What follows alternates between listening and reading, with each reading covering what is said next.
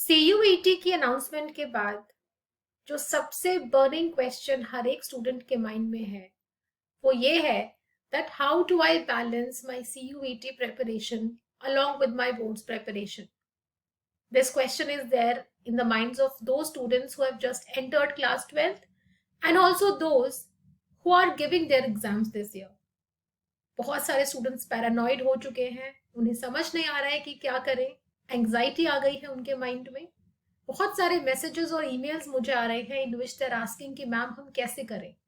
अगर हम सिर्फ बोर्ड्स पे फोकस करते हैं तो सीयूईटी के लिए बहुत कम समय बचेगा, because our boards exam are starting from the 26th of April and they are going to go until the 15th of June and जुलाई के फर्स्ट वीक में is your CUET एग्जाम।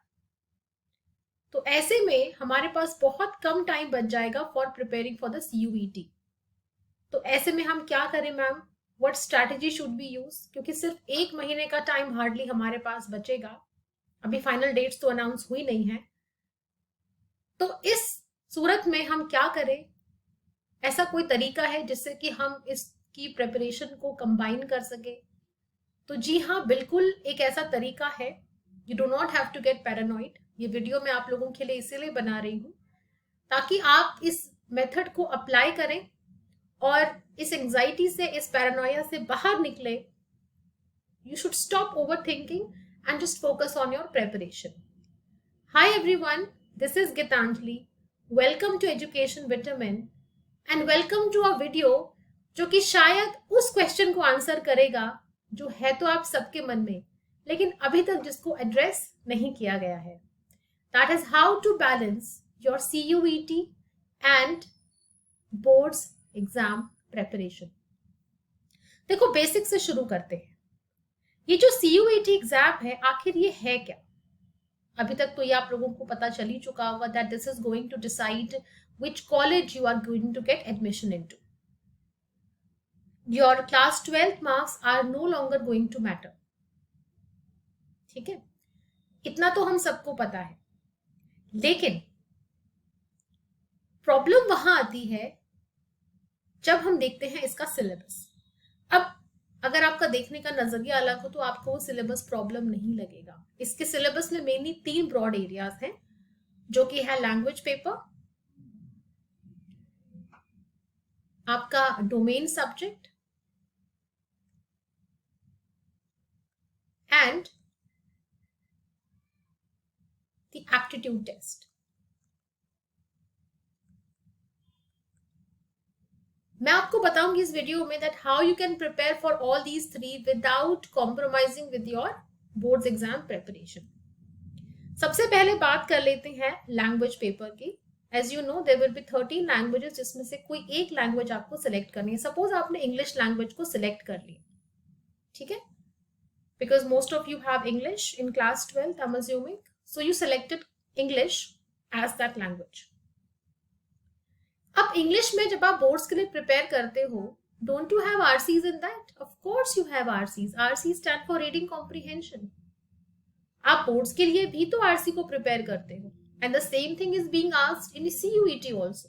तो अलग प्रिपरेशन का कोई सवाल ही नहीं है। जो प्रिपरेशन आप बोर्ड्स के लिए करते हैं आरसी की, the same thing would apply to your CUET exam also.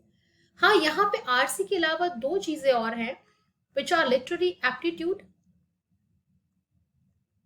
And vocabulary. इन 2 चीजों की तैयारी आपको डेफिनेटली करनी पड़ेगी। You will have to go through word lists and even I would be coming up with separate videos for these 2 on my channel, so make sure you hit that notification icon and you do subscribe to my YouTube channel. It is really going to be beneficial in your CUET preparation. Okay, अब बात कर लेते हैं domain subject की।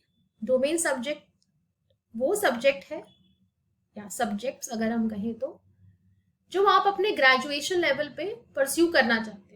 Suppose किसी को psychology honours करना है तो वो अपना डोमेन सब्जेक्ट साइकोलॉजी लेगा, किसी को सोशियोलॉजी ऑनर्स करना है तो वो सोशियोलॉजी को लेगा, किसी को बायो में इंटरेस्ट है बीएससी में तो वो बायो को एज अपना डोमेन सब्जेक्ट लेता है। तो मिनिमम आपको सेलेक्ट करना है 1 and maximum you can select up to 6 domain subjects.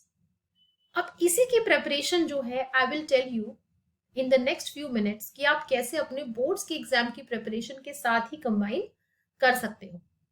देखो, ये चीज तो यूजीसी ने भी एक्सेप्ट की है that the basis for this exam is going to be your NCERT. इसके बाहर कुछ नहीं आने वाला।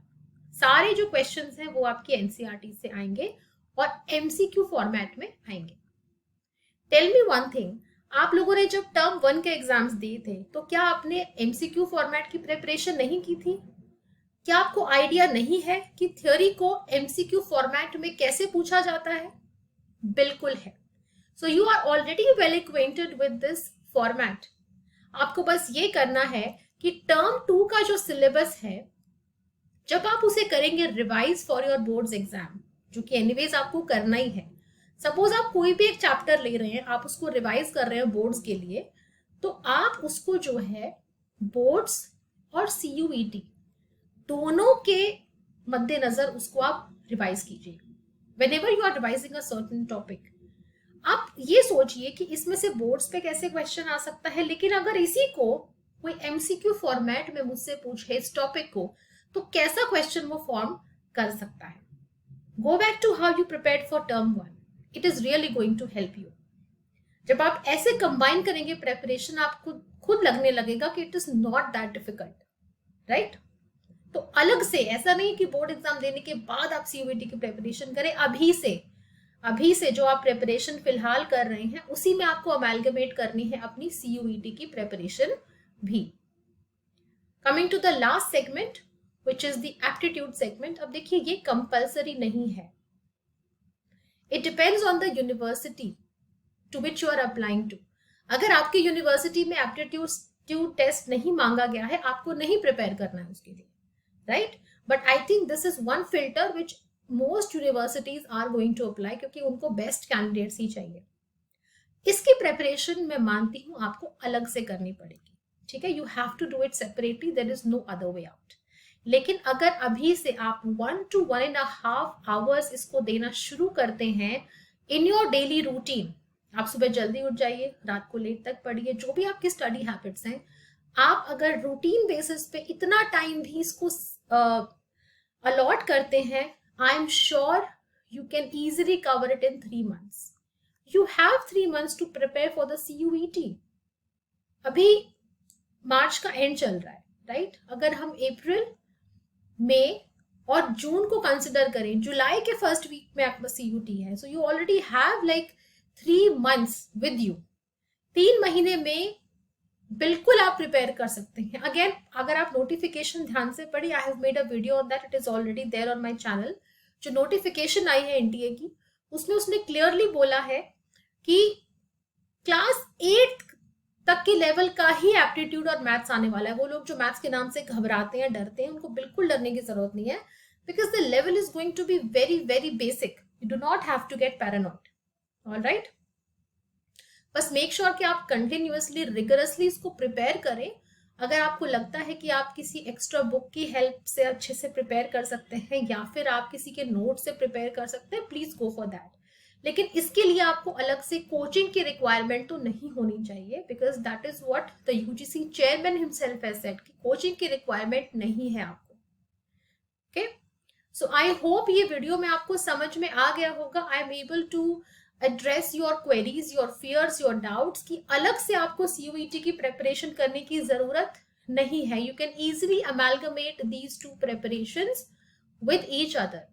अगर फिर भी आपको कोई डाउट है, please leave a comment. I will also link my email ID. आप प्लीज मुझे ईमेल करिए और पूछिए कि आप फिलहाल you know what is your mental state, आपको क्या लग रहा है इस एग्जाम के बारे में। आप पैरानॉइड हो रहे हैं या फिर आप हैं बिल्कुल रिलैक्स्ड, आपको लग रहा है कि you are going to handle it well. Please share your doubts and concerns and opinions with me. This is Gitanjali signing off for now. Bye bye.